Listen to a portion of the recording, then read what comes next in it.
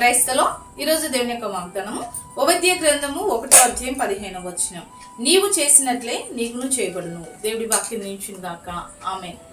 దేవుని యొక్క వాక్యం సెలవిస్తుంది, నీవు చేసినట్లే నీకు కూడా చేయబడను.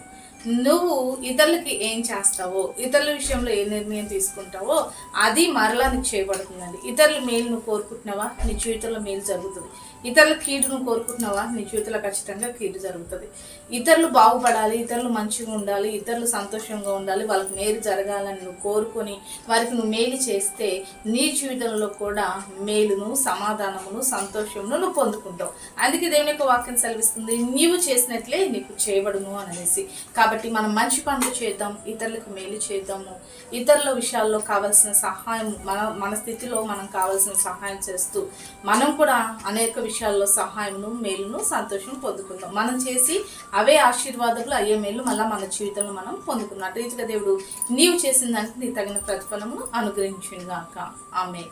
ప్రార్థన చేసుకుందామండి. సకల ఆశీర్వాదాలకు కారణభూతుడమైన మా ప్రియపరులకు తండ్రి యొక్క ప్రార్థనలకు ఇచ్చిన ప్రతి బిడ్డని జ్ఞాపకం చేసుకోండి.